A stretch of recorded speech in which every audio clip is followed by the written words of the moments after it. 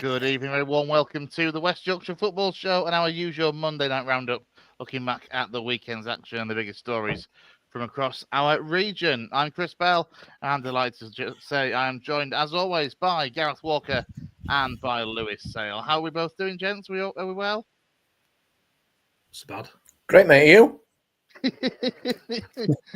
That wasn't very enthusiastic, Gaz, I'll be honest, but I also know you are suffering with a bit of a cold at the moment, so fingers crossed that.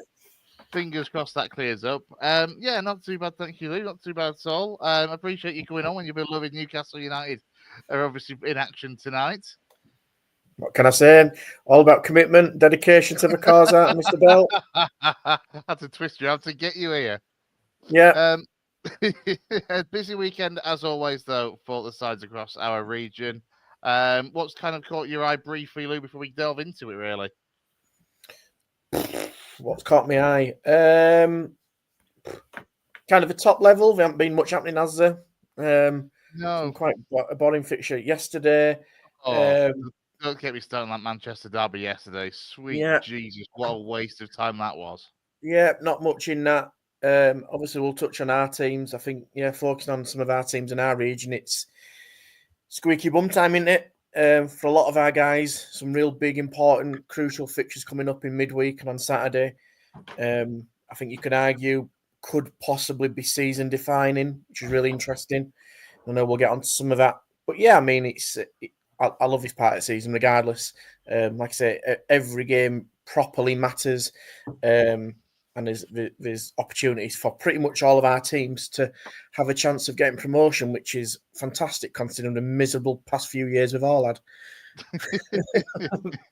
Absolutely. Well, let's turn our attention then to a side that has certainly done themselves a lot of good over the weekend, and that, of course, Gaz, is your beloved Bradford City, who obviously won at the weekend. Got probably the quickest goal of the weekend as well from Bobby Poynton, and most importantly, put Bradford City top of the league.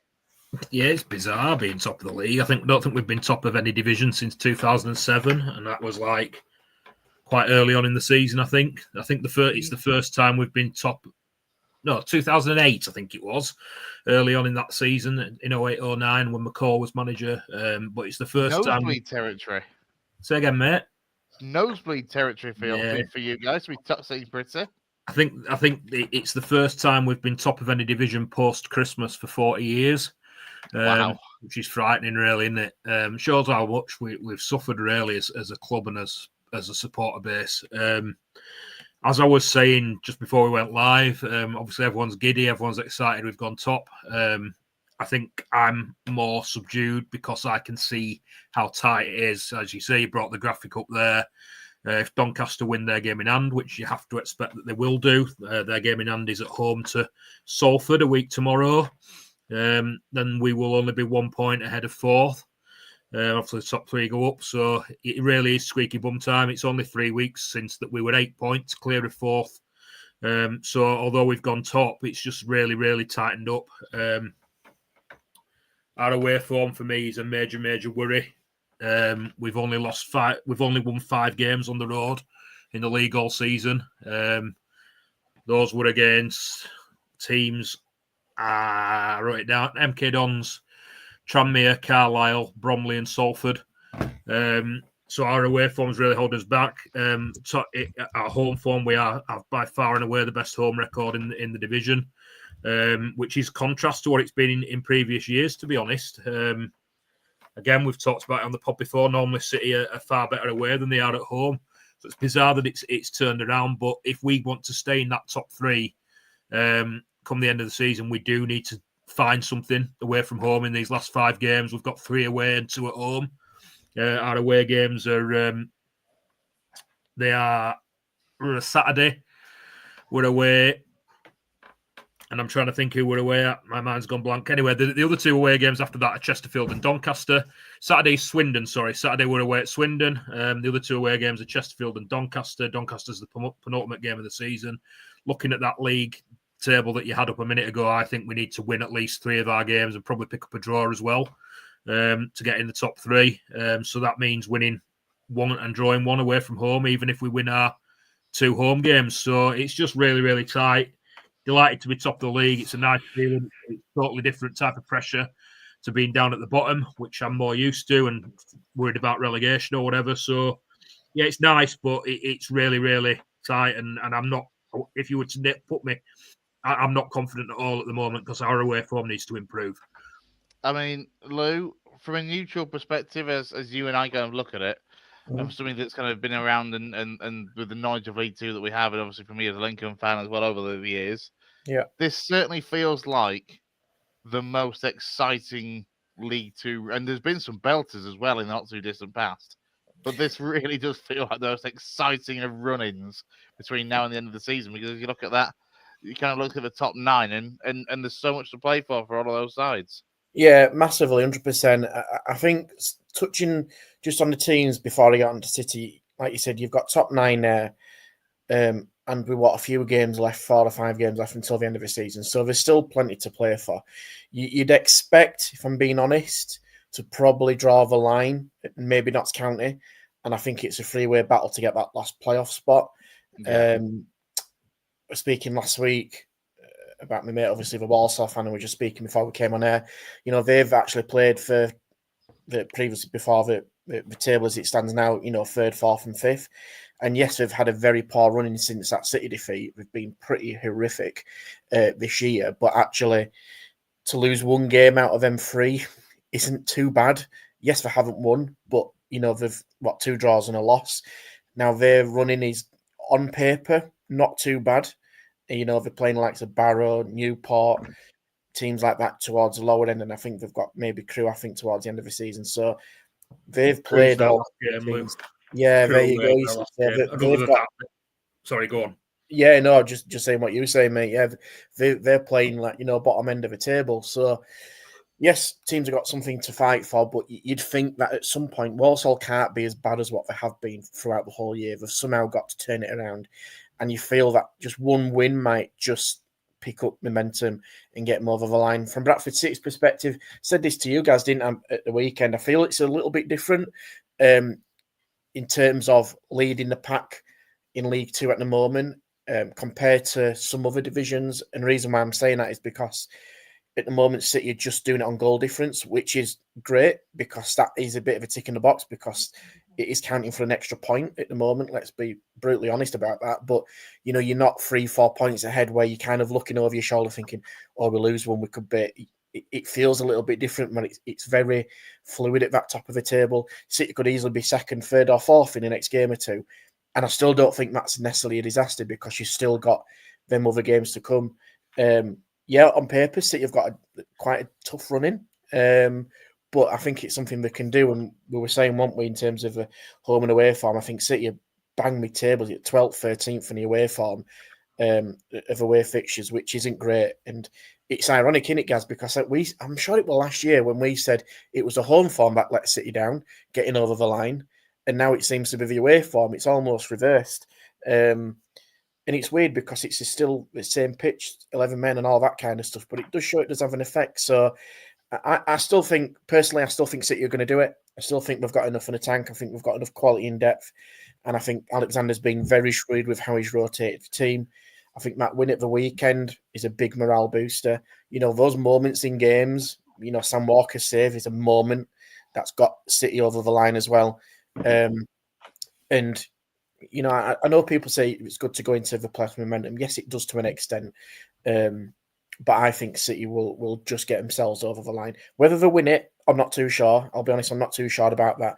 But I don't know. This is weird to say because you want your team to be the best of the bunch. But actually, 6 months down the line, you don't really always remember it. You know, in terms of looking at the league tables and thinking who's gone up as champions and this, that, and the other. It doesn't matter because you're in that division as it is anyway. So it's a bonus if you win the league, absolutely. But the bread and butter is just to get promoted, and I think they've got a natural born winner, a leader in charge, and I think they've got a spirit that I've not seen from many City sides in recent years. So you agree with that, Gaz? It's like I said.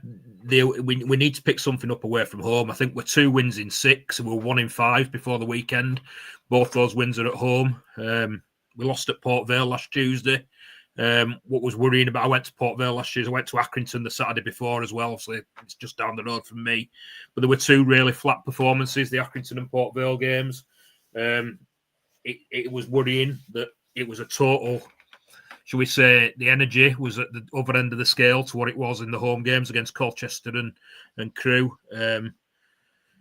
The actual Port Vale game, the first 10 minutes, we started quite well. We had the possession, we had the territory. Port Vale scored with it was the first time they'd come into our half in the game after about 11, 12 minutes. First time they'd come anywhere near our box. They hit a shot, it got a deflection, it looped up over Sam Walker, it went in. And from that point onwards, our heads went down and their tails were up, and they just were the better side for that first half. Could have had 2 or 3. They got a second one. They could have had 3 or 4. It wasn't until half time when we sorted ourselves out and looked more like the Bradford City that we do at home. But that's been a symptom of our away performances this season, getting out battled, getting out fought, getting outrun, which is the opposite of what we are at home, because that's what we're doing to teams at home.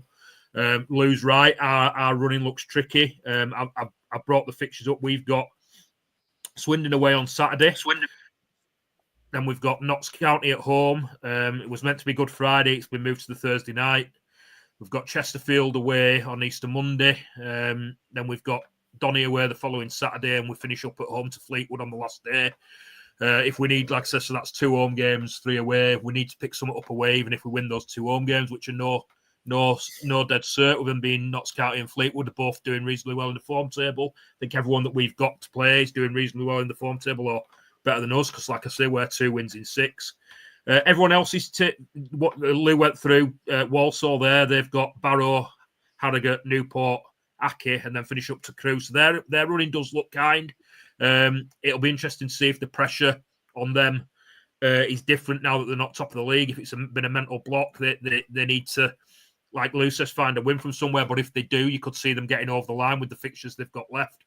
The other teams, I've only done the top 4. Donny have got Wimbledon at home on Saturday. Then they're away at Salford. That's their game. I thought they were at home, but they're actually away at Salford. That's their game in hand. Tranmere away, Colchester at home, and then us on the last day. So, sorry, us penultimate and Notts County on the last day. So their fixtures are as tough as ours. Yeah. Port Vale again. They're probably the next kindest after Walsall. They've got Bromley, Carlisle, Grimsby, Wimbledon, and Gillingham.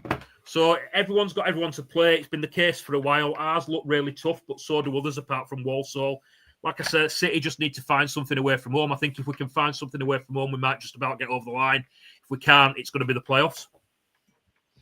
Yeah, and look, it's obviously it's difficult to tell at this stage, but how much of a blow do you think that would be for Graham Alexander and the squad to be in the position that they're in now, if come the end of the season it's 4th place at the City and having to face the fact of going into those playoffs? Yeah, it would be. I think we spoke again. Me and Lou were chatting in the group chat the other day. I think obviously there is. Lou, you had the table up before. Lou said draw a line under Notts County. As it stands at the moment, do you draw a little line under Donny as well as the 4 going for the top 3? Maybe you do, but that could easily change. At the moment, you're looking at 3 from 4 for that top 3. Any one of those 4 that drops out is going to rue being in the playoffs. Our atmosphere at home has been fantastic the last 2 games, Colchester and Crewe on Saturday, so helped by the ticket offer. We're allowed to do that one more time this season. I would have been really, really tempted to do it for the Notts County game if it had been on Good Friday, because I think if we've got anything to play for, the crowd will be in on that last day against Fleetwood anyway. So if you could do it against Notts County, whether they'll do that or not, I don't know, because Sky have moved the game to the Thursday night. It would be a blow to be in the playoffs, but I said at the start of the season, I thought we'd be there or thereabouts. We might just miss out on the playoffs, so it would still be a decent season. Graham Alexander's pointed out that over the last 12 months, we've got the best record in League Two. So, yeah, it would be, but we just need to, the crowd just have to stay positive and like they have done in the last 2 home games. And I think if they do that, we give ourselves every chance at home. Like I say, the Notts County game's a big one because they're up there as well. It's all going to be about the crowd reaction and how they stay behind the team at home. And then obviously the team sort of managing to find out and replicate the home performances in a couple of away games to try and get us over the line. But if we don't, nobody's going to want us in the playoffs. That's obvious No. after Yeah. the way that the crowd have been in the last 2 home games.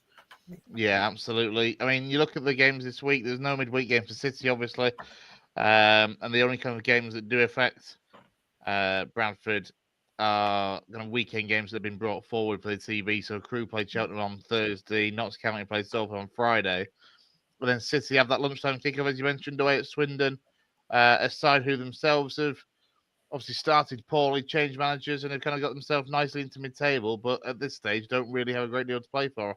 Ian Holloway's side. No, it's funny actually, because when he first took over, I don't know how long he'd been in the job, not too long, and they came to City, and we beat them 1-0, but it was a dreadful game, and their fans were giving Holloway abuse at the end of the game, and I saw his interview afterwards, and he was basically saying like he didn't think it was fair, and they need to shut up and realise what's going on at the club. Obviously, there's behind the scenes issues at There's a Swindon lot that of we know issues about. behind the scenes, yeah. Yeah, but since then they've really come to, and they're probably one of the form teams in the division. Over the last couple of months, they're scoring goals for fun. It's going to be a really tough game down there at Swindon. Like you said, they've nothing to play for. So in that respect, it sometimes goes either way. Sometimes they're on the beach. Sometimes the pressure's off and the shackles are off, and they start steamrolling teams. So it's a really, really tough game. It's not one that I'm particularly looking forward to be honest. I'm not looking forward to any of these games that we've got till the end of the season. The start that we had to the game on Saturday, like you said, phenomenal. The first, I think it's the quickest goal that we've scored, that Bradford City have ever scored. Estimates ranging anywhere between 11 and 14 seconds. It was a phenomenal start to the game. If we can do that again, it sets you up nice. That got the crowd really behind us. Obviously, that's not going to happen away from home, but it's just really difficult, mate. Every game at the moment is sort of a lottery. They can all go either way. I'm not confident about any of them, but that's me as a Bradford City fan. Yeah, you certainly feel it's certainly coming across quite, I don't know, more tense than excited at this year, the prospect of what lies ahead.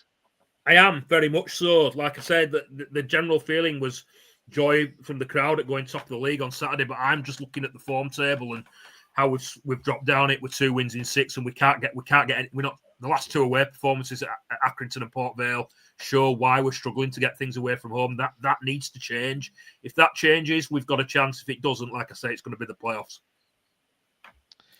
Any other business for Bradford City that you want to touch on before we move on, or is that kind of just where you're at and you just want to move on and forget that we've even ever had this discussion in the first place? A little bit. It is worth noting that Swindon have done. The Swindon players are going to be wearing special shirts on Saturday with charity on it. The Derby Rimmer Foundation. Obviously, Stephen Darby, we all know about his struggles with motor neuron disease, and him and someone who became a friend to him who sadly passed away not long ago, Rimmer. They've got the charity, the Derby Rimmer Foundation, and Swindon are donating money or raising money for that on Saturday at the home game. I believe Stephen Darby had a loan spell at Swindon earlier in his career before he rocked up at Bradford. Very, very popular at Bradford. Very, very popular at every club that he played for. There was also the walk on Saturday. They walked from Lincoln's Ground. The people walked from Lincoln's Ground, Sinsel Bank, across the Valley Parade to raise money. They were given a standing ovation by the crowd at half time on Saturday. Can't remember if it might have been either before the game or at half time. There's videos of people having a beer on North Parade before the game, and they walked up North Parade and got a standing ovation there as well. So lots going on in that respect. It's just worth mentioning because Stephen Darby, obviously, massive legend at Bradford, and everyone loved him, and we wish him all the best, and we just want people to raise awareness and raise as much money as they can. And Swindon is trying to do that on Saturday. Yeah, absolutely well said. Very well said. Obviously, a fantastic cause for everyone connected to Bradford City, and obviously to support Stephen Darby. Right, let's move on then, Lou, to the non-league scene. We're going to bump it up the pecking order a little bit because it's been, of course, another busy weekend for our sides across our region, and the NCL came to an end, which we'll come to in due course. But we'll, as we usually do, start at the top and work his way down with the National League and for FC Halifax Town.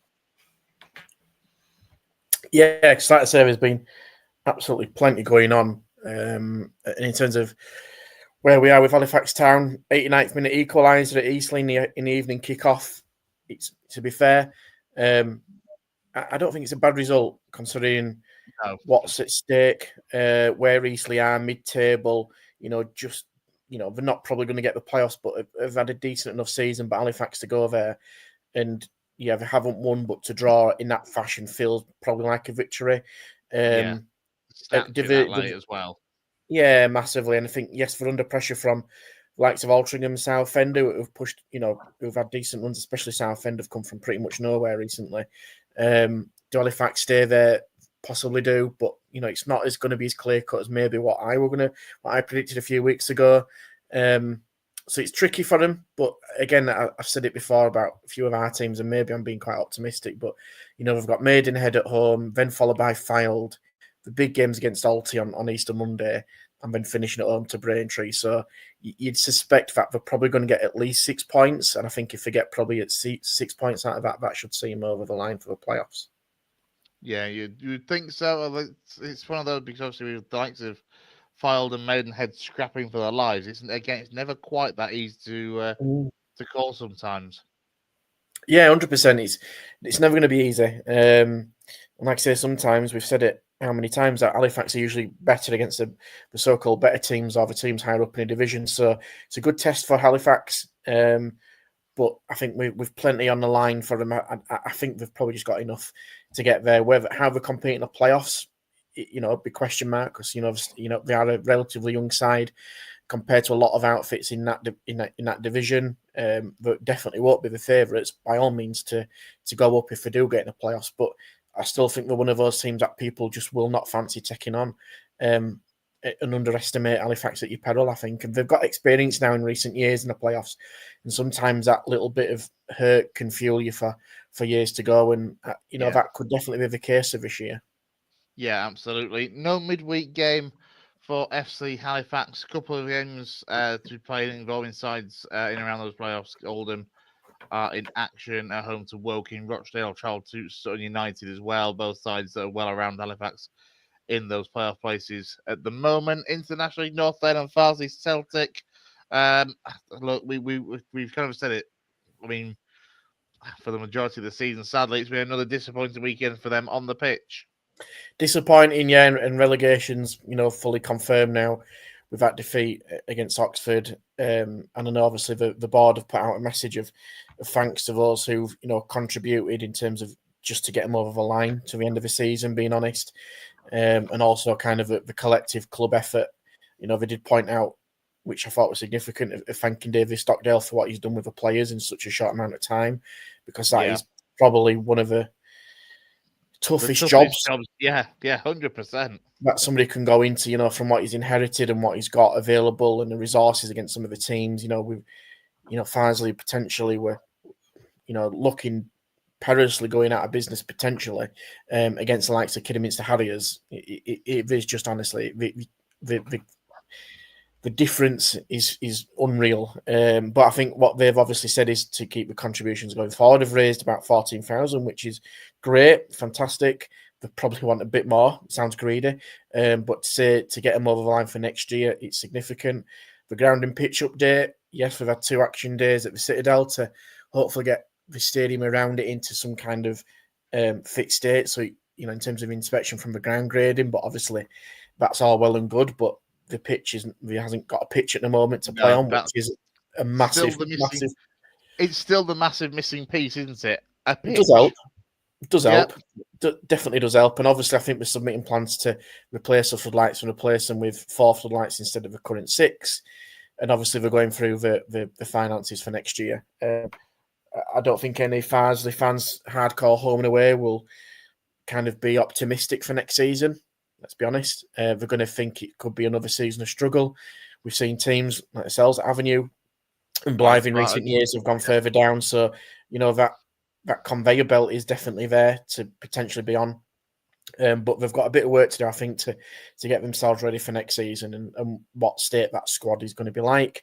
But also, what's it like looking like off the pitch? Well, let's be honest, will Farsley Celtic be playing at the Citadel next season? Let's hope and pray they do. Yeah, we certainly hope they do. And as you say, it's going to be a massive, massive summer for the club. I mean, when you look at the National League North table overall, though, to be fair, Lou, at the bottom end, obviously, Farsley currently sit bottom, 20 points adrift with safety with 4 games to go. But the gap between Radcliffe sit on 46 points, the Needham Market, who occupy that final relegation spot, are already 10 points behind. So, you know, for the National League North on the whole, we could come to this next weekend and the bottom four all be down and confirmed, which would see the likes of Needham Market, Russia Olympic, and Warrington Town going Farsley in relegation. Yeah, and I think Warrington would confirm one at the weekend with their result. And listen, Yes. it's there's a big difference. Radcliffe were in there for a while, but I think what's got them over the line is obviously they're managed by Anthony Johnson, Bernard Morley, from those familiar with Salford. Obviously, they managed them, and they were right down towards the bottom of the league for a majority of the season. But they've got enough quality and experience to get them out, and that's been the difference, I think, in this league. You know, Warrington Town have just about survived in recent years, and it's just caught with them this year. Rushall Olympic, remarkable to do what they did last year, but this year it's just again a step too far. And Needham Market, I mean, less than in the absolute middle of nowhere, aren't they? And that's never easy to follow up. So I think from fans' perspective, it's disappointing. I don't want to sound condescending because this does sound like it, and I don't want to be, and disrespectful, but there's a time sometimes when clubs maybe outgrow, or sorry, the league outgrows the clubs sometimes that are in it, just based on finances alone and actual stature of a club and everything that goes with it.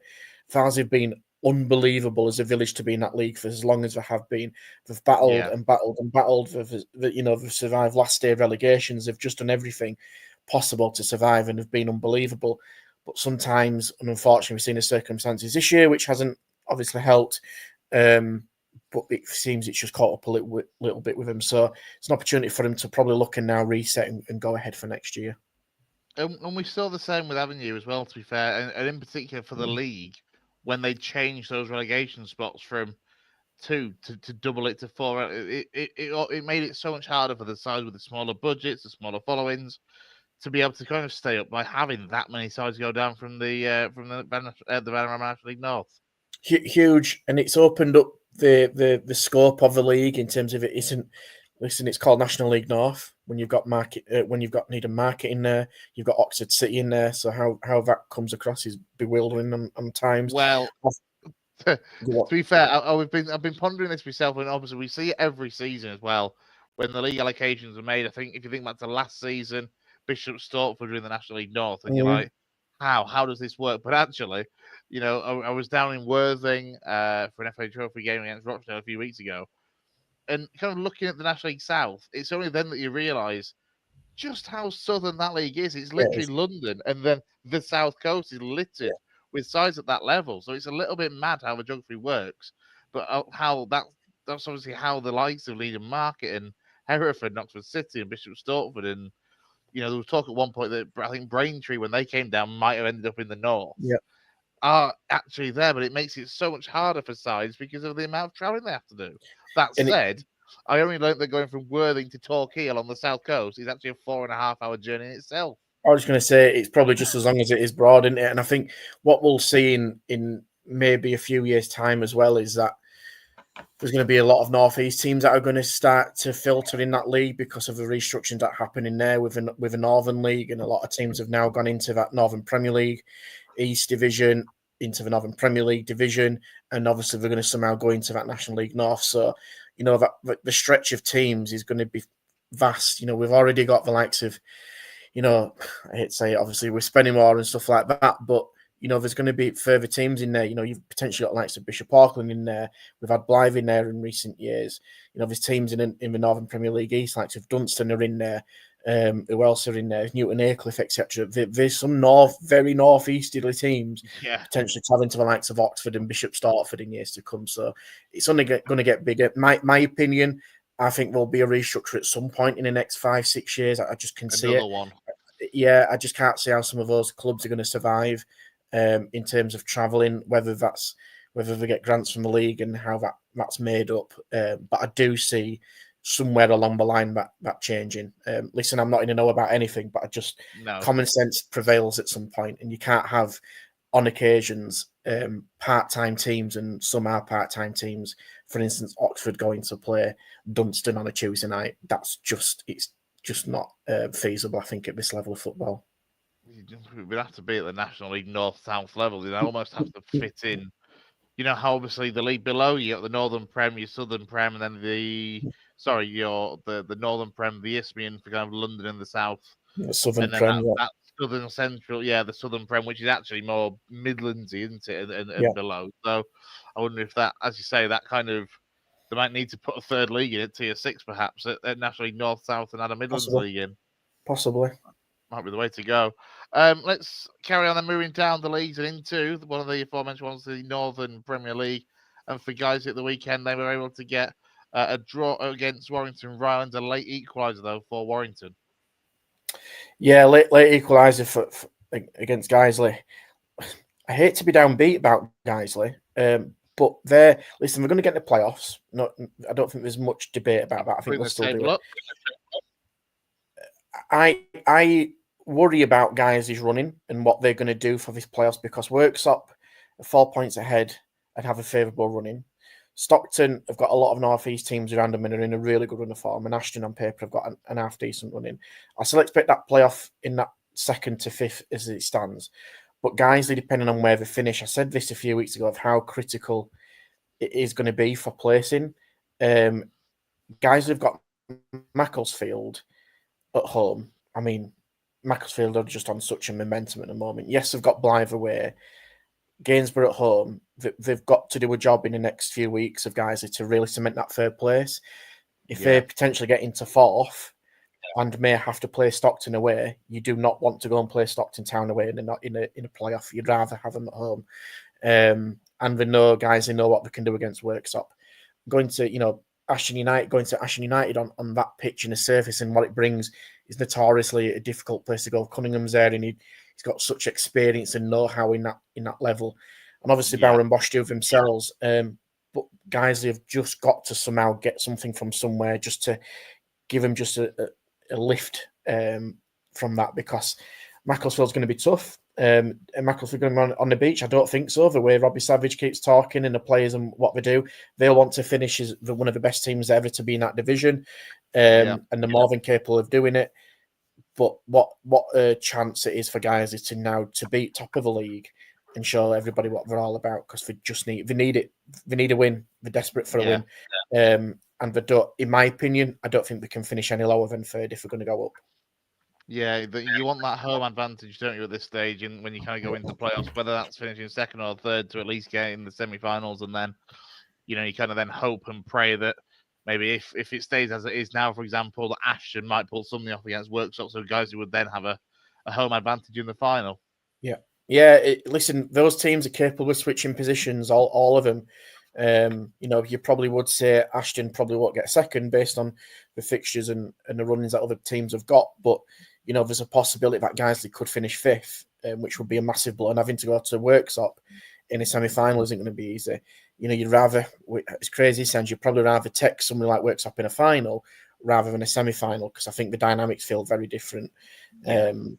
So yeah, they've got a job to do. But listen, Mark and Danny have been there. They've worn a T-shirt in many playoff occasions, and I'm sure that they'll get the job done. And hopefully they do because it'd be great to see Guiseley and giving a bit of Yorkshire representation back in the National League North. Absolutely. Let's turn our attentions then to the MPL Eastern. Obviously, a busy weekend with very few games to go at that level as well. What's talk us through the results of the weekend for our sides? Yeah, so it's really hotting up in that division as well in terms of playoffs and a relegation battle. So from our teams, some notable ones: Brighouse drew at Carlton Town and Ossett drew away at Cleethorpes. 2 really good, strong results from both teams. Ironically, probably one of Ossett's better results of this season, but I've seen him dropped in the bottom 4 based on other results. Gareth holding Dunstan away, 1-1. Again, really significant. Gareth are not going to probably get the playoffs, but it shows how strong Gareth have been this season in their kind of debut season back after getting promotion. Emily just is sliding a little bit, losing 2-0 at home to Brid. Really disappointing loss against Brid, who were in the bottom 4 and have just jumped out of it. And Liversidge losing in the bottom of the table clash against Ashington, which I think, I hate to say it, could be the nail in the coffin for Sedge. And Ponty with a last-minute victory against Sheffield, who were relegated from the division, and Ponty just getting out there. So when we look at the table of how it stands, it can't be much worse than it's going. you have it. In terms of that relegation battle, it's just phenomenal. And I put it in our group, didn't have the other day, of how tight that is. You've potentially got 13th position Ponte on 44 and Ossett on 19th on 41 points. That's how tight it is. You know, there's I'll bring the 6 or table 7 up now. teams by 3 points.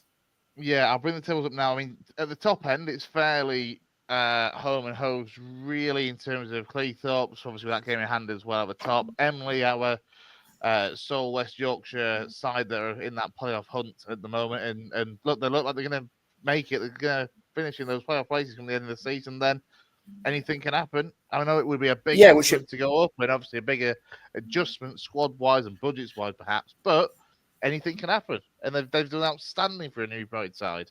Oh, they've been unbelievable. I think, listen, they've got Belper away on the weekend, never easy to go to. We've got Ponte, who have been fighting for their lives, and they're still fighting for their lives in a bit of a derby, which will be a really intriguing game. Stockbridge away, for me, Stockbridge have been a surprise of the season, and then they finish a home game against Concert. It could potentially come down to the last day. We've just slipped a little bit. I think they might just have enough, but, you know, Emily Belper, that's a notorious 6-pointer in terms of where teams are going to finish in that playoff race.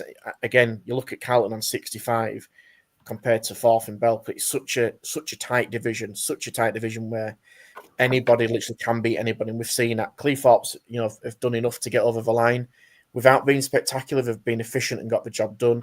Dunstan are probably going to get home advantage, which, in my opinion, is going to be a huge advantage. Having been there and the size of the ground and how tight it is and how Dunstan are at home. Listen, it's how can I put this? It's they use the home advantage to the benefit, shall we say? So that's going to be significant. So Emily have got a job. They've got a job to do. Would Emily like to go play away at Belper in the playoffs? No. Would they like to go play Newton Aycliffe away? No. Newton Aycliffe, for me, have been one of the best teams in this division. From what I've seen over the 4 games I've seen them, I think they look really dangerous going forward. A little bit shaky at the back, but one of the best ones going forward, and you can see it back by the goal difference compared to teams around them. So Emily just probably need to get another 4 points and they've secured playoffs. But yeah, 100%. An unbelievable job by Richard Tracy and the guys there. Yeah, and a word as well on Gareth for their first season in the MPL East, sitting quite comfortably 9th, as you'll see, on 54 points, which is quite the total when you switch to the bottom half of the table. And you can see the Bishop Auckland, who are 11th, 47 points at the moment. They are only 6 points clear of Ossett United in fourth bottom in that final relegation spot. It is not, look, it's asking a lot with what we say 4 games to go, but it's not impossible that even Bishop Auckland could get dragged down if they were to lose all their remaining games. It's that out in the bottom half. It's unreal, is this division. I know, obviously, I've probably been a bit closer to it than most. We've obviously been connections with Avenue, but it is unreal of how tight this division has been. Does the league have quality in some aspects? Yes, but it also shows that the actual difference between a lot of these teams isn't a lot at all. Yeah, it's minimal. I can't think of many divisions where the bottom 11 all still potentially could be relegated, or bottom 10 rather, with Sheffield being gone, where they still stand a chance of being relegated. It's just crazy. Bishop Auckland, the finances and the facilities they've got should be nowhere near that. But obviously they had a quite significant number leaving for Redcar in the summer. Stannington went and beat them on Friday night, and they jumped out the relegation zone. And because of results, are only 1 point adrift now. Bridlington have been there pretty much all season. They get a 2-0 victory at Emily, have pulled themselves away. Like I said, Ossett, one of the great results of the weekend, but still find themselves where we went to Sherwood Colliery, and listen, they're still probably going to go down based on the point return that they've got. But they've had the odd result here and there to see them through. So there's a lot of teams in there that are going to be very much looking over their shoulders. And the crazy thing is that they're pretty much all playing each other. So it's really going to be interesting. There's teams here who are playing for mortgages and kind of livelihoods and survival. That's how critical this is. Because you don't want to either go into the Northern League or into the North East Counties League, because it's never easy to get out of. Yeah, absolutely. I would guess one of the sadly the biggest losers really of the weekend were Liversidge and what looks, especially when you look at the table, a costly 1-0 home defeat against Ashington, who again with those 3 points have moved themselves 3 points clear of the bottom four, and now 14th for Ashington. Liversidge, it's looking like 9 points adrift with 4 games to go. Yeah, it's not looking great. I mean, but this is how crazy Liversidge is running. To listen to this, they've got Bridlington on Saturday, followed by Heaton, Stannington, followed by Ossett.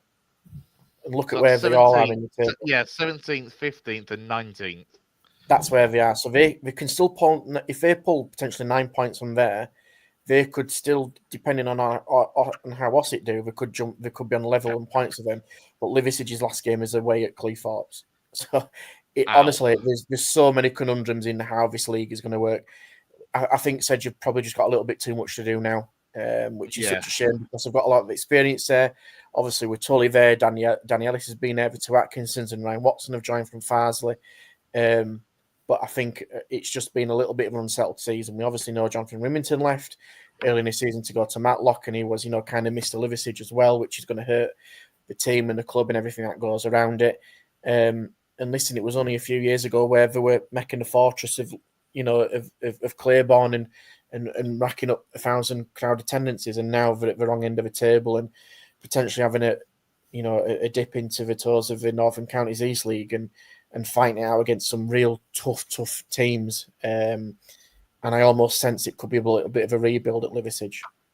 Yeah, I mean, it's going to be obviously for them in the NCL next season if they were to go down. I mean, you've certainly put them favourites to kind of come back up out of that league if they were to be able to keep everything together.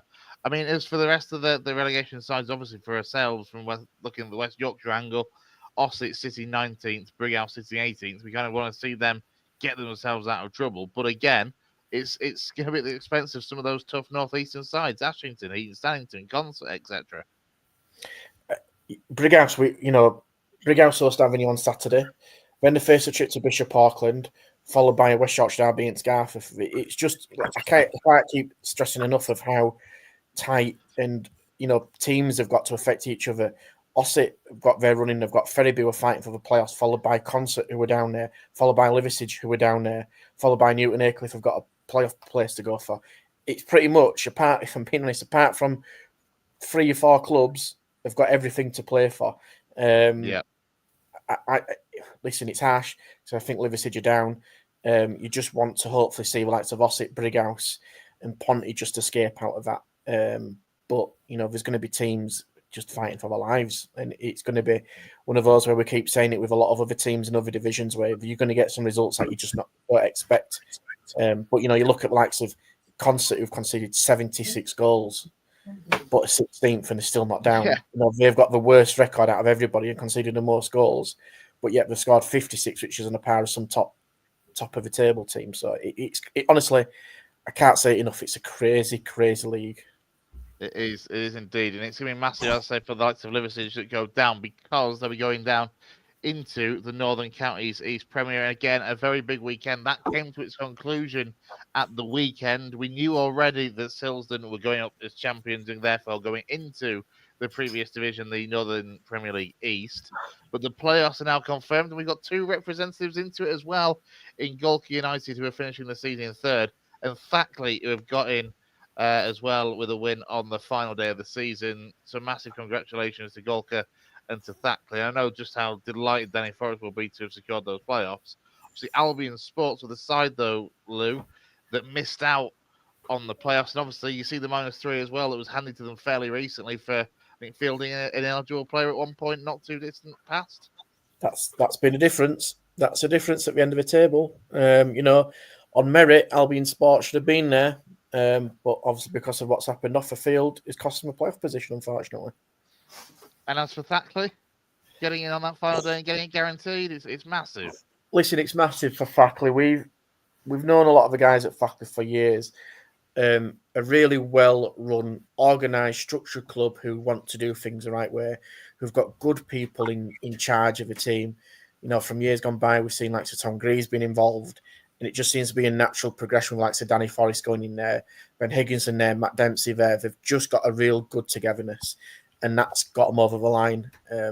and it's no fluke. This is no coincidence. They've been working hard for this for the past 3-4 years and have built, from 3-4 years ago where they were bottom mid-table and really struggling at the wrong end of the table. They've galvanised themselves and really got themselves up that table and also made improvements off the field, and they've just done it in the right way.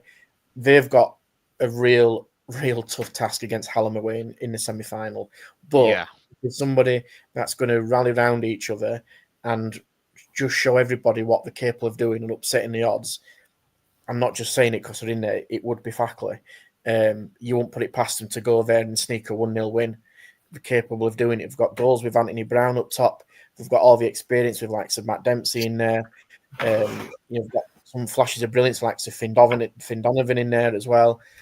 They've got some really nice ingredients to put in the mix in there. And listen, people will write off Fackley because of Hallam and what they've done this season. They've been extremely, well drilled and scored plenty of goals, as you can see. With one of the brightest prospects in that league in Rio Allen leading the way. But Fackley can do a job, can absolutely do a job. And Hallam are going to get close to probably 1,500, 1,200 possibly. Yeah, They've already sold over 500 yeah. tickets. Fackley are putting on supporters travel, which is just great to hear. So that's going to be a really interesting one for Fackley, I think.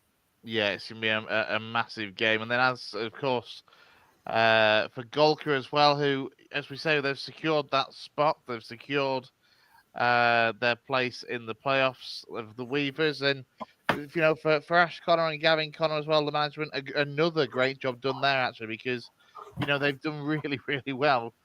You've got to remember, again, Golka United were a side that were playing the Yorkshire Amateur League, 4 years ago? 4 or 5 years ago?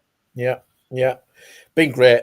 Another real fairy tale story for Golka and what they've done to get themselves from, like I say, the deepest, darkest depths of West Yorkshire Football League into the playoff situation. And they've mixed it with the big boys, and they are absolutely just as good as anybody else. Got some really top players for me in that division, mixing with some real good experience. Shane Killick's there, been there, done it. Nicky Clee, been there, done it.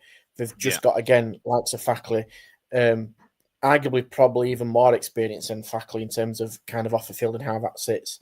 But, they've, again, had to redevelop the ground to make the ground gradings and keep going doing what they're doing.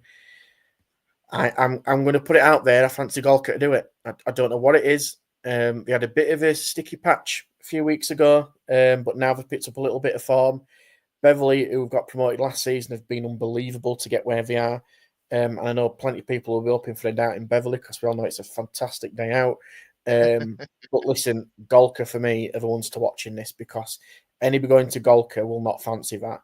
And they won't take any something from a lot of teams. They will give it absolutely everything. They've got, arguably for me, one of the best strike forces in this league. With the likes of Alfie Wilkinson, George Doyle up there. They've got Kilburn. They've got Mackay Phillip, who's not been playing a lot, but he's got pace to burn off the bench. They've got a lot of ammunition of Golka. So hopefully they can do the job. And listen, all being well, we might try and see if the guys will want to come on for next week and have a West Yorkshire playoff final. Yeah, that would be the absolute dream for us, wouldn't it, to be a Golka Fackley final? Incidentally, I was at the league meeting actually. I think it was just after Christmas between Golka and Fackley, and Fackley got, I think it was a 4-0 win on the day. That was a massive result for Danny Forest's side. But yeah, as you say, our ideal scenario would be to see them two going through in the semis at the weekend. As we mentioned, Golka hosting Beverley and Fackley travelling to Hallam United. Travelling to Hallam, on Saturday. And the final is the weekend after, Saturday the 19th of the Easter weekend. Into the NCL Division 1, Lou. And again, just before we go into that, just to kind of round up the rest of our West Yorkshire sides and where they finished then, as we saw on that table earlier, Albion Sports finished 6th, Penistone finishing 7th, Campion finishing the season fairly strongly, actually, to finish 9th. And they're also in West Riding County Cup semi-final action tomorrow night. And elsewhere, Eccleston United, they did more than enough in the end to stay up. They've finished 15th, well clear of the bottom two.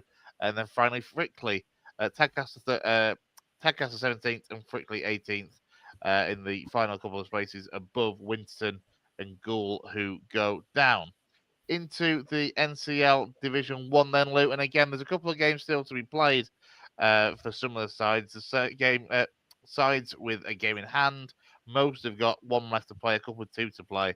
And another busy weekend, as always.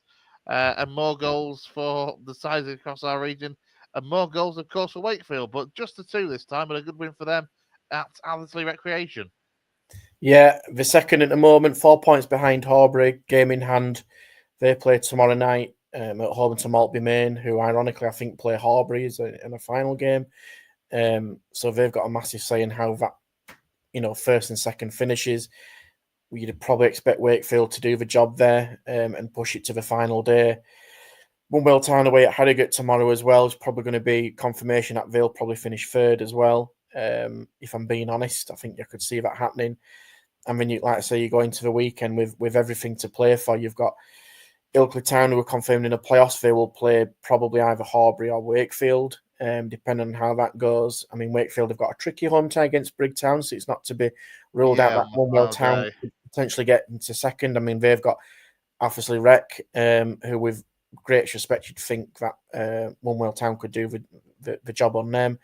But yeah, I mean, listen, Wakefield have to send it to the final day, and they can do. And then Wakefield play Brig, and then Horbury make the trip to Maltby Main, who ironically, like I said earlier, play Wakefield tomorrow. I mean, it's all to play for. I mean, Ilkley, again, we said it last week, have been unbelievable to get into that playoff push. But they've done a job over Wakefield in recent weeks. There's nothing to say that they can't do it again in the playoff semi-final if they do get Wakefield. I mean, that would be some story if they did, because Wakefield have been the heavy favourites for quite a while now, for the past year or two. So it's all to play for. Again, it's just good to see it go down to the final day, and you could have two almost close neighbours getting into the Premier Division. And again, like we said earlier, you don't want to come down from the Northern Premier League East, because Horbury and Wakefield will definitely be a teams to fear against in that division. This is the thing. We could be looking, by the time, obviously, with Wakefield playing the game in midweek against Maltby Main, if they were to win that, they'll be going to the final day just a point behind Horbury. And as you say, Horbury travel to Maltby Main, Wakefield at home to Brig. It really, that could be a final day to remember for those two sides. And as you say, two very, very near neighbours. 100%. And I think, listen, you want to go up automatically. Wakefield will probably fancy the chances in that playoff, judging by recent recruitment. For those who are not aware as well, they've just signed Scott Loach. Remember Scott Loach, a goalkeeper, Watford, Bradford City, everywhere. Came to Lincoln. He came to Lincoln's Academy.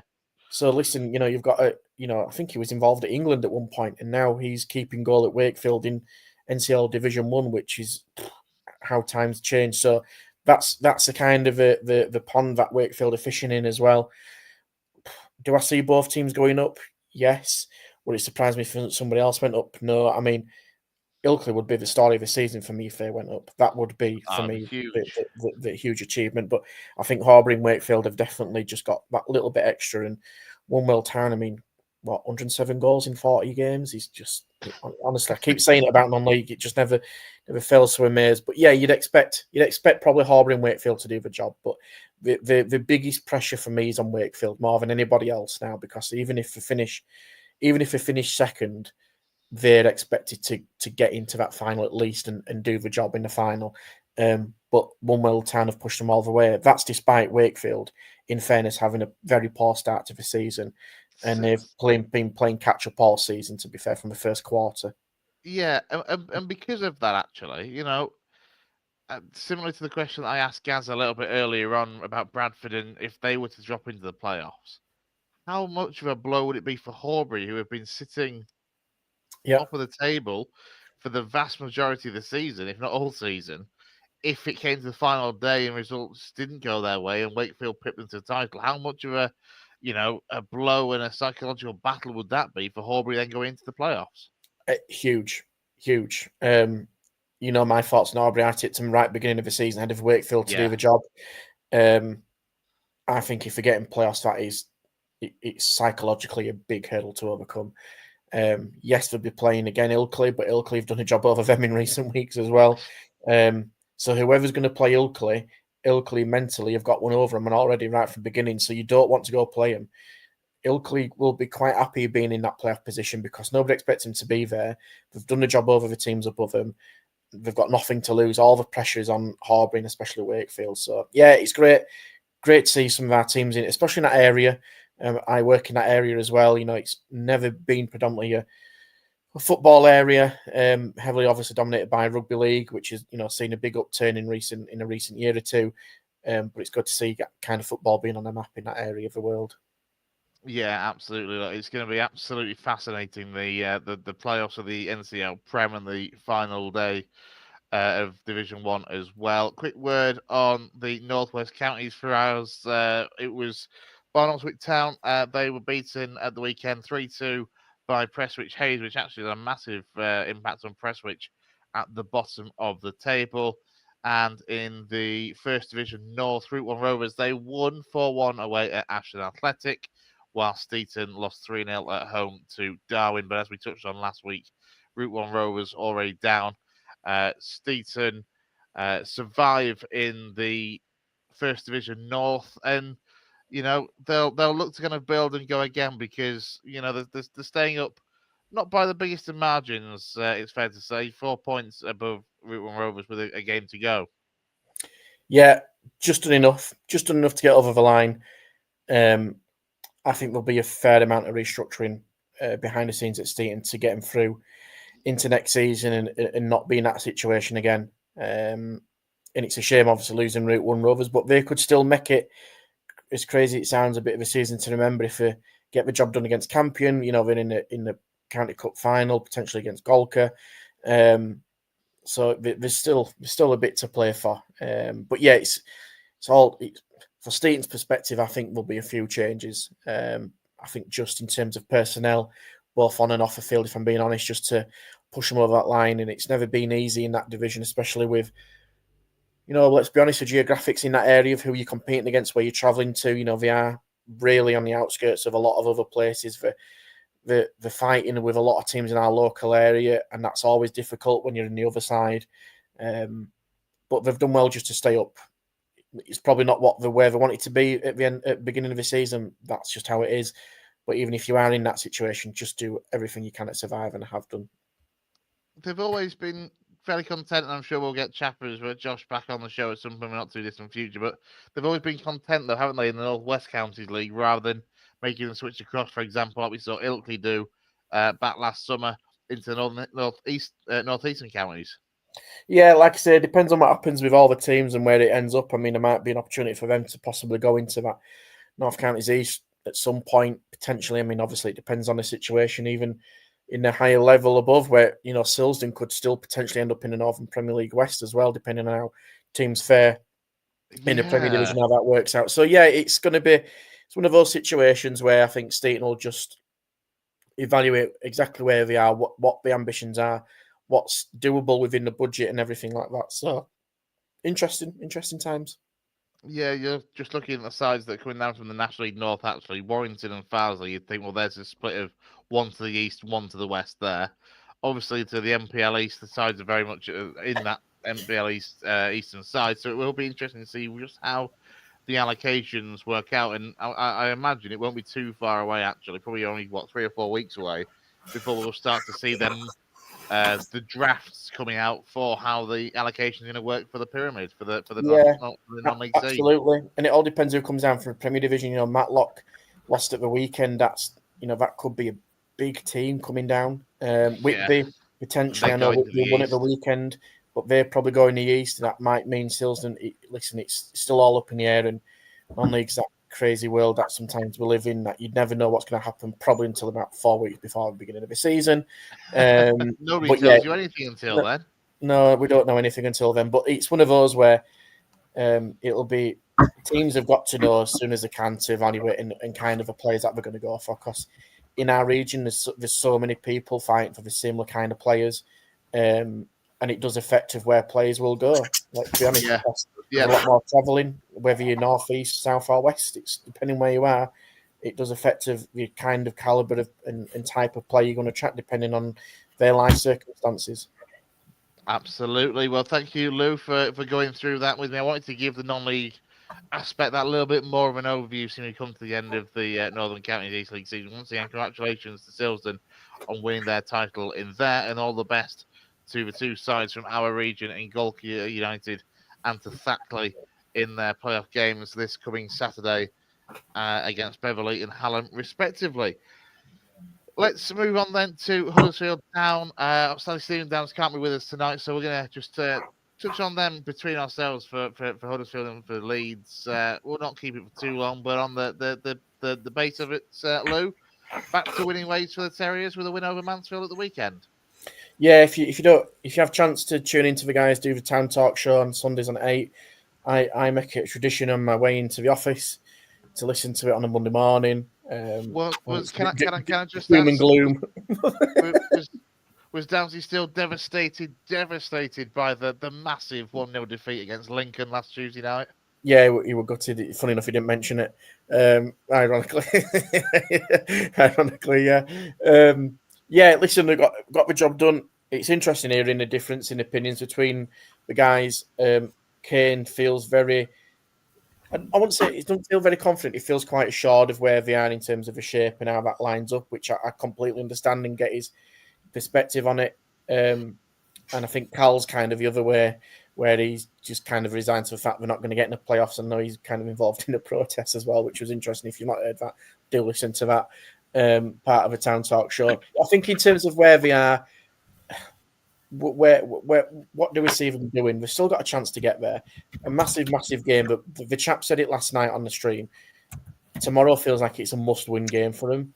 Wickham have pretty much got all the teams. They've got Stockport, Charlton, Bolton to play. I think we've got Leighton Orient to play as well. We've got such a real difficult run in. Huddersfield perspective, the home game, midweek, under the lights, a team visiting from down south up on a day.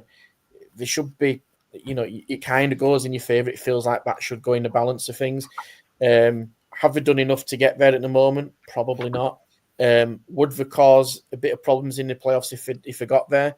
They probably would do if we're going to get in there now, based on, the 2-3 points behind everybody else. I think that Huddersfield might just miss out, if I'm being honest. But what I will say is, listen, Reading have done unbelievably well to be where they are in 7th. Yes. We know that obviously Charlton did put a few past Huddersfield the other week. Huddersfield would probably be the outsiders going into that playoff push if they were in there. But yeah, that win feels like it's just a steady 2-1 win at home.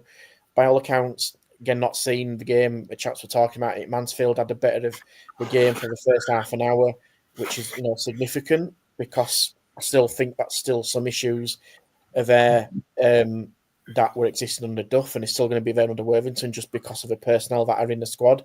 That isn't going to change depending even on your manager. Worthington's got a job to get those players into some kind of shape and into his kind of identity to get into the playoffs. I still think I think we've still got a fair bit to do, being honest. Yeah. Gaz?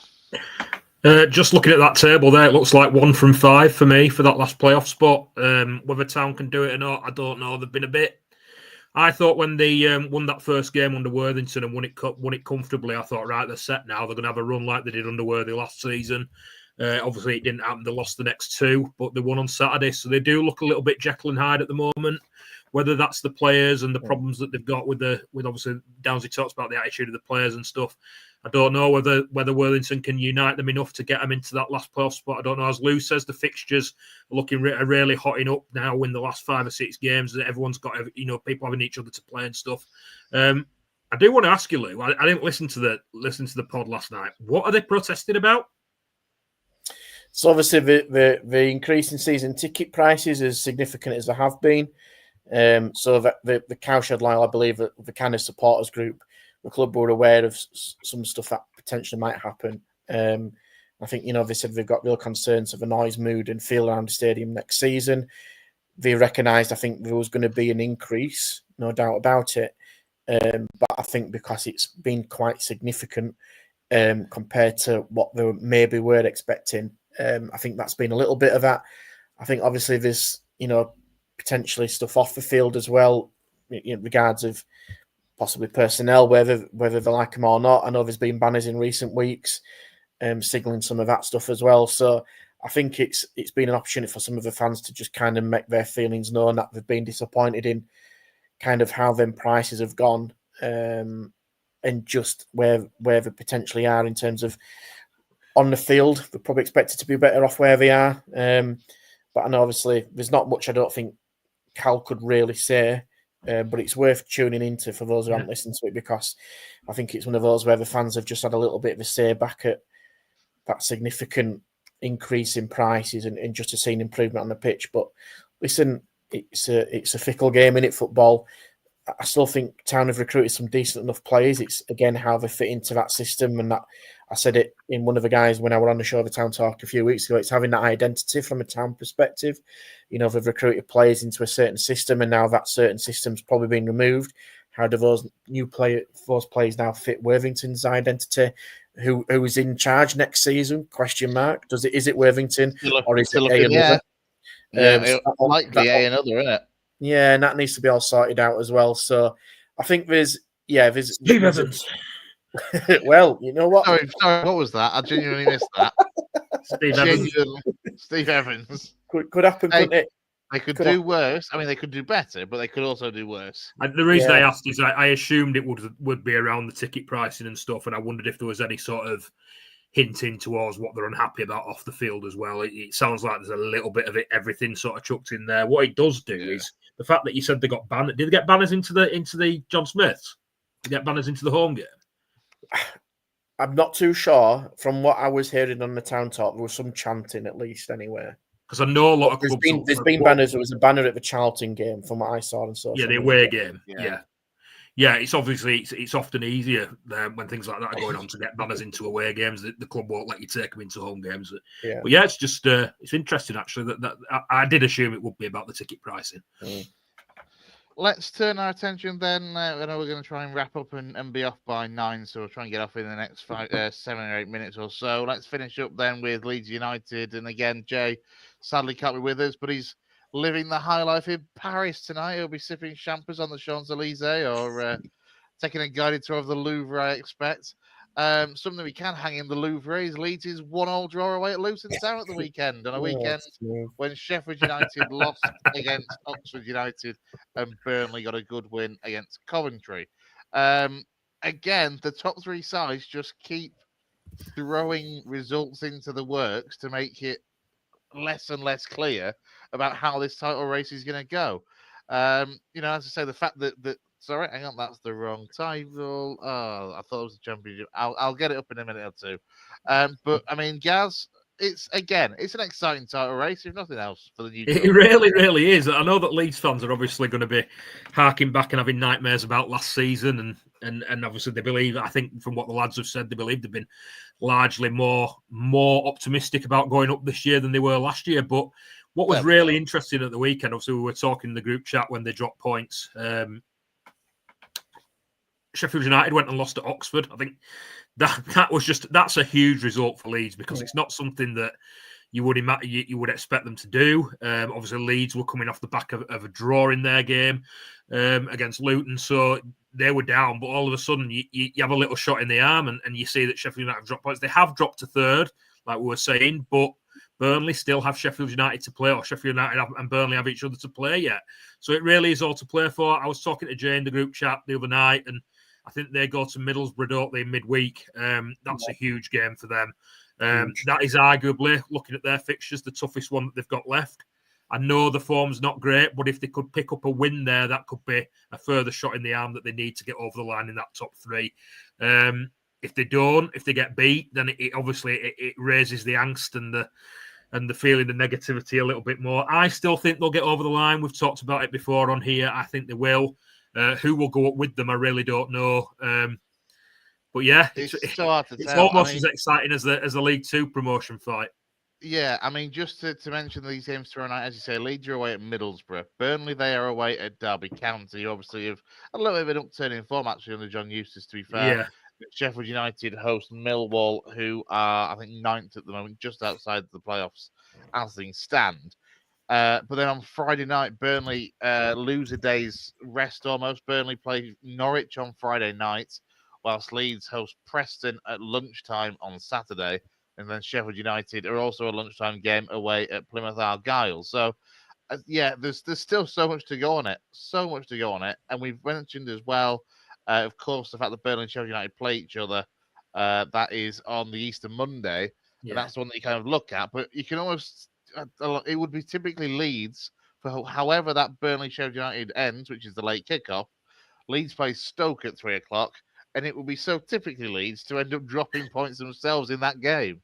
What's interesting, Chris, is it reminds me very much like I was saying then about the League 2 one. Like City have gone top at the weekend, but could and haven't been out of the top 3 for a couple of months, but could easily be out of the top 3 come 5 o'clock on Saturday. It's very similar in League One, in the Championship. Leeds have been top for a while, and now they suddenly find themselves out of the top 3, but out of the top 2, but could easily be back in it come the weekend or even tomorrow night. Or back into the playoff places come the end of the season, and we know how Brownie feels about them. So many moving parts, isn't there, at the moment? Permutations, combinations. We do know how Brownie feels about them. God help him if they do end up in the playoffs. I mean, Lou, in a couple of minutes before we wrap up, how would you assess the kind of the Championship and the situation for Leeds and yeah, Brownie's nerves should it come to the playoffs? I think that can be a whole another hour, couldn't it? Just talk about Brownie's nerves. Listen, it's gonna. If you're a Leeds United fan, you're worried, aren't you? Let's be absolutely truthful about this. You're going to be a little bit like, hang on a minute, this isn't as going as what we thought it was going to do. Oh no, not again. Burnley, yeah, exactly. Burnley have been phenomenal to do what they've done. The defence has been outstanding all year. Incredible. Looking at the fixtures where you'd think possibly where you can maybe match up teams, I think Sheffield United have probably got the more favourable running, potentially. I'm looking at Leeds United, just like Gaz said. Listen, Middlesbrough tomorrow. Middlesbrough always try and turn up for Leeds United because close and all that rivalry, and Middlesbrough want to get the best position for the playoffs. Preston, you'd expect them to be at home. Oxford, what did you say, Gaz? Done the job in Sheffield United. Anything can happen, can't it? And look at what Middlesbrough did to him in the cup a few months ago. Absolutely. Imagine if they went to Oxford and lost. Exactly. Well, and we wouldn't have had Sheffield United to do that. Then on that 21st, comes on that 21st of April, when Burnley play Sheffield United and Leeds are hosting Stoke, and it feels like 2 weeks ago when Leeds were playing Swansea. Honestly, and I said this, and I know some people might not always agree with me here, but I said it that final day of the season, if Leeds are playing Plymouth away and Plymouth have got something to play for and they potentially could still stay up, I would much rather, from a Leeds United perspective, as controversial as this sounds, would rather play them when they've got fighting for their lives, when all the pressure is on Plymouth to potentially stay up. Leeds would have obviously the pressure of going up, but I think the thought of potentially going down is just unimaginable as well. I'd much rather face Plymouth with something to fight for on the final day, in that case, instead of them being relegated before then. I would be worried if I were a Leeds United fan going to Plymouth and I've already been relegated, because that freedom, that whole release tension just gone out the system of Plymouth. They can play as free as they possibly can because they know they're going down, and there's a potential to spoil a party of a big team coming at home and scuppering their playoff at that automatic position. So, yes, I'd be a bit worried. I agree with Gaz. I think they've still got enough in the tank to do it. I've actually been a little bit nosy at kind of other stuff that's going around, and I don't normally do it just because it's sometimes hilarious to listen to Jay and Brownie between themselves in our chat of kind of other stuff that's going around. There's a meltdown. There's a bit of a meltdown absolutely going on about it. Just in our group chat? Or... Just in our chat alone, I think. We're not going to know, and I still don't think we're going to know until the final day. I still think Leeds will do it. But if they get in the playoffs, this channel is worth tuning into because it will be absolute fireworks. You're positive, aren't you, Lou? You're really positive. You think City will do it. You think Leeds will do it. The only one you're saying won't, and you're saying Town might just miss out. You are positive there. I'm trying, mate. I'm trying for the cause. That's all I can say. I think you've got enough. I think Leeds have got enough. I don't think Town have got enough. I'm just looking at the players from a team perspective, and I'm just seeing good quality players with a good strength in depth. That's going to be really crucial, regardless of where you finish. Yeah. Maybe apart from Town. Sorry, there we go. Sorry, Downsy. Let's let's leave it at that then. Big thank you to both of you, to Gareth Walker and to Lewis Sale. Don't forget, keep an eye on social media over the course of the week. I'm sure that Brownie and Jay will have something lined up maybe when Jay returns from his trip to Paris to try and get some more Leeds content out there, where you'll see a very sweaty Brownie. And then I'm sure Downsy as well will have some more Huddersfield Town content as well to come for the end of the season. Everything to do with the protest and the potential playoffs and everything as well off the back of their game tomorrow night against Wickham. From myself though, and from Gaz and from Lou, big thank you to everyone that's joined us on the stream, watched along with us tonight. We'll see you next week here on the West Yorkshire Football Show.